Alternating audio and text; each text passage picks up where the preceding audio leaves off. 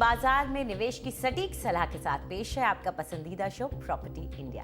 हमारे real estate experts के साथ जानिए कहां आपके बजट में मिल रही है सही प्रॉपर्टी और कहां पर निवेश आपका पैसा कर देगा दुगना। आपके सवालों के जवाबों और रियल एस्टेट की हर बड़ी खबर के साथ मौजूद हैं हम। नमस्कार, मैं हूं अंजलि इस्टवाल। इसके अलावा अगर आप प्रॉपर्टी पर और ज्यादा जानकारी चाहते हैं तो आप हमारी वेबसाइट ndtv.com/property पर जा सकते हैं। चलिए एक नजर डाल लेते हैं कि आज क्या क्या है खास। उपभोक्ता आयोग के फैसलों से क्या बिल्डर बायर एग्रीमेंट बेहतर हो रहे हैं? खरीदारों को करार बनाते वक्त रखना चाहिए किन चीजों का ख्याल? रिहाइश निवेश के लिए शहर के कौन से इलाके हैं सबसे बेहतर? पाइए अपने सवालों के जवाब। और फिर से क्यों उभर रहा है पनवेल का बाजार, डालेंगे एक नजर।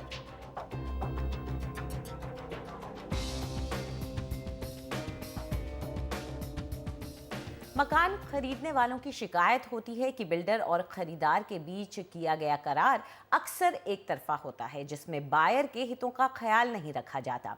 हाल में हमने ऐसे मामले भी देखे हैं जहां अदालतों ने इस बात को माना और खरीदार के हक में फैसला किया। आइए एक नजर डालते हैं कि आखिर वो कौन सी बातें हैं जो सबसे ज्यादा चुभती हैं खरीदारों को। 70 साल के सुभाष महाजन मकान खरीदारों के उपभोक्ता अधिकार के हीरो बन गए हैं। उनका ही पहला वो मामला था जिसमें उपभोक्ता आयोग ने बिल्डर खरीदार वाले करार की शर्तों को रद्द किया। आयोग ने देरी के जुर्म में न सिर्फ पार्श्वनाथ बिल्डर से सुभाष महाजन को उनके मूल पैसे लौटाने का आदेश दिया, बल्कि उस पर 18% ब्याज और मुकदमेबाजी का खर्चा भी देने को कहा। डिले का क्वांटिफाई नहीं किया हुआ था। Delay means what? 6 months, 1 year, 2 years, there was no mention. सिर्फ ये था कि अगर 36 months के बाद डिले होता है तो हम आपको 5 रुपये पर स्क्वायर फुट पर मंथ दे देंगे। तो इनके एक क्लॉज थी कि अगर आप अपनी पेमेंट डिले करते हैं तो आपसे हम 24% इंटरेस्ट चार्ज करें। फिर हमने डिसाइड किया कि हम भी we are within our rights to claim our money at the rate of 24% interest। 2014 में उनकी ये जीत एक मिसाल बन गई है और अब दूसरे परेशान खरीदार भी national consumer disputes redressal commission का रुख कर रहे हैं। जनवरी में आए इसी तरह के एक और फैसले में उपभोक्ता आयोग ने फिर कहा कि अगर खरीदार प्रॉपर्टी छोड़ना चाहे तो फ्लैट खरीदने वाले करार की ज्यादा अहमियत नहीं रहती और 5 रुपए प्रति वर्ग फुट का मुआवजा नामुनासिब और अन्याय है। आयोग ने मुआवजे का हिसाब जिस तरह लगाया है उसे भी खरीदार एक बड़ी जीत मान रहे हैं। फ्लैट 1855 वर्ग फुट था और 5 रुपए प्रति फुट के हिसाब से हर महीने 9,200 रुपए बैठते हैं। बिल्डर कहता है कि सालाना 1 लाख रुपए का जुर्माना देते हैं। 24% पेनल्टी फ्रॉम द बायर्स। लेकिन उपभोक्ता आयोग के इस रुख से बिल्डर सहमत नहीं है कि मुआवजे में जमीन की बढ़ी हुई कीमतें और निर्माण का खर्च भी शामिल होना चाहिए। उनका कहना है कि ऐसा हुआ तो सट्टेबाजों को बढ़ावा मिलेगा। बिल्डर तो कंस्ट्रक्शन रोक नहीं रहा, वो कंस्ट्रक्शन करता जा रहा है। और अगर जो बायर है जिसने बुकिंग करी और वो अपने पैसे नहीं देता है तो बिल्डर को तो ये पैसा कहीं और से ला करके कंस्ट्रक्शन करना पड़ता है। वो बैंकों के पास जाता है, बैंकों से 17-18% के ऊपर में लोन लेता है और कंस्ट्रक्शन करता है। इसलिए उसका पीनल रेट 18% चार्ज करना जस्टिफाइड होता है। रियल एस्टेट में नियामक की कमी और अदालतों में बरसों तक फंसे मुकदमों की हालत में उपभोक्ता आयोग के इन फैसलों का एनसीआर के उन प्रोजेक्ट्स पर गहरा असर पड़ सकता है जो अभी तैयार नहीं हुए हैं। कभी बायर जब कोई प्रोजेक्ट में हाथ लगाता है तो वो चाहता है कि उसे घर मिले, और कोर्ट भी ये चाहती है कि आप अगर किसी से पैसे लेते हो तो उसको घर भी दीजिए।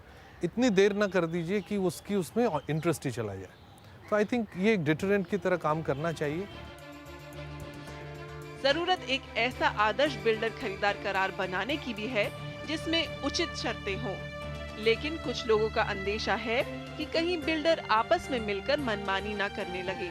कैमरा पर्सन संजय कुमार के साथ वसुधा शर्मा, एनडीटीवी।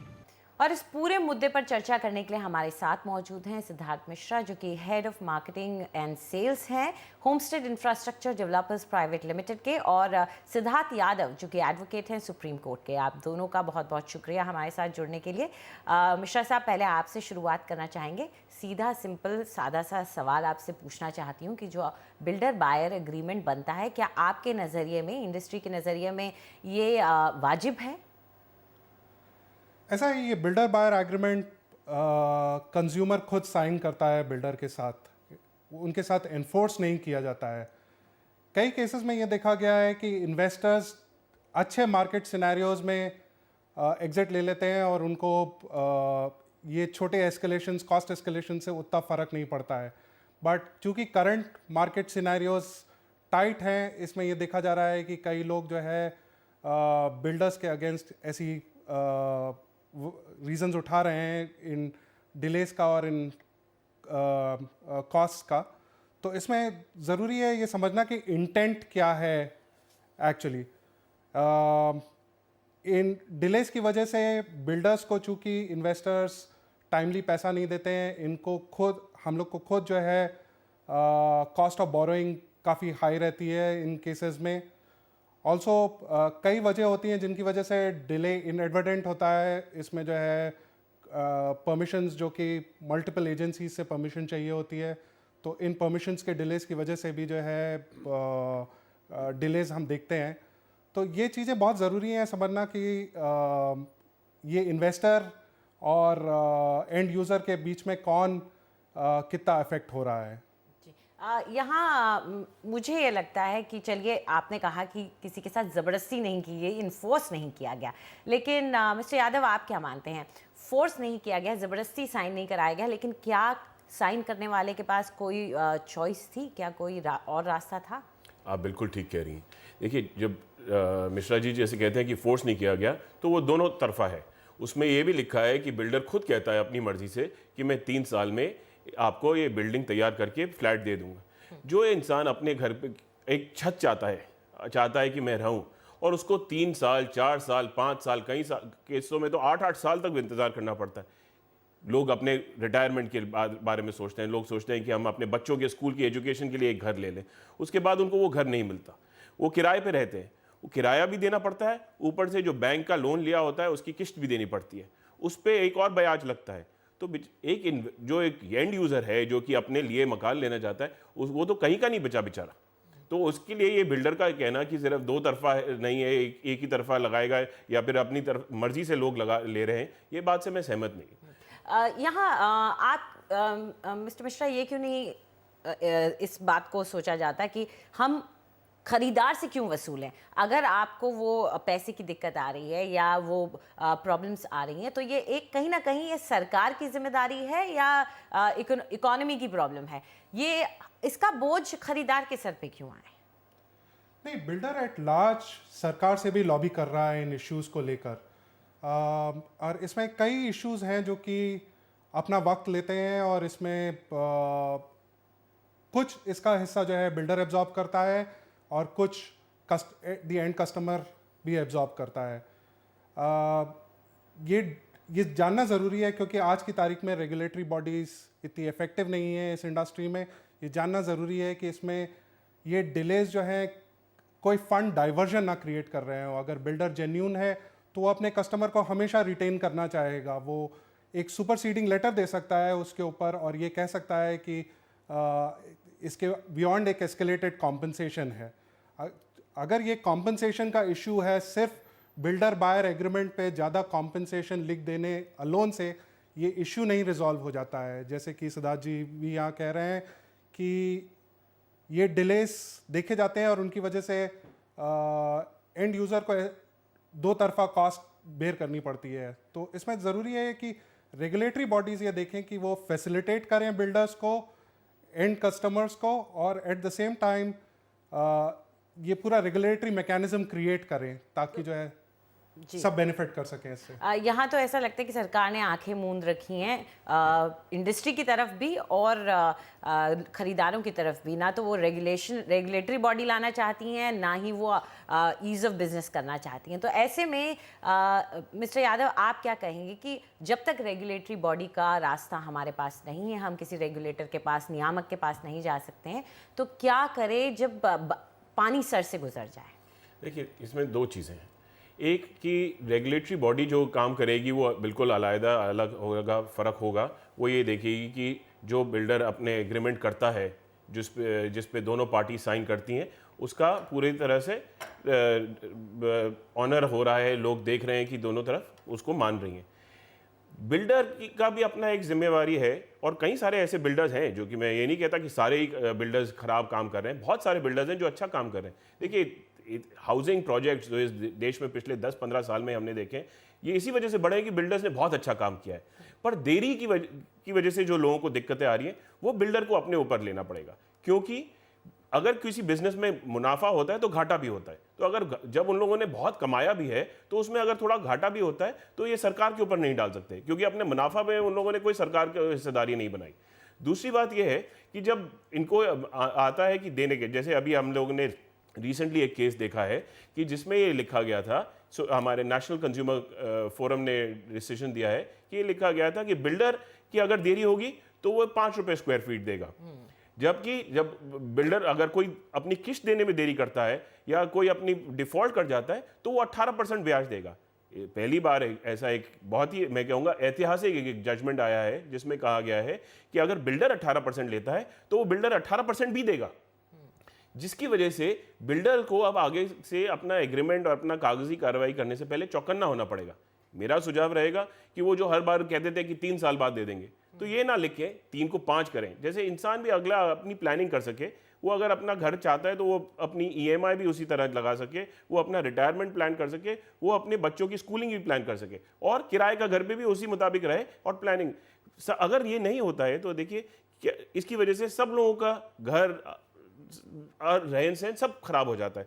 तो दोनों तरफ को अपनी ध्यान रखना पड़ेगा इस तरह। मिस्टर मिश्रा, एक चीज़ वैसे ये माननी पड़ेगी कि ये दिक्कत ज़्यादा दिल्ली NCR की ही है। अगर आप साउथ जाएं तो वहाँ पे इतना ये परेशानी, या इवन वेस्ट का जो मार्केट है वहाँ पे इतनी ये परेशानी नहीं है। तो क्या वजह रही है कि दिल्ली NCR का मार्केट इतना जूझ रहा है इससे?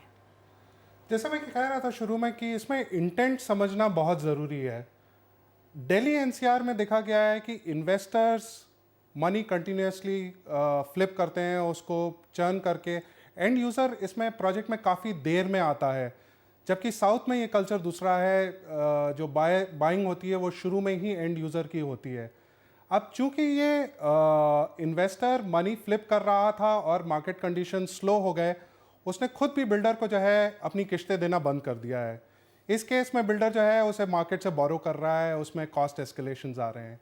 तो ये पर्टिकुलर सिनेरियो जो हम देख रहे हैं ये दिल्ली का, इसमें इन्वेस्टर का प्रिडोमिनेंस एक वजह है कि यहाँ पे ये देखा जा रहा है डिलेज और ये एस्केलेटेड कॉस्ट्स।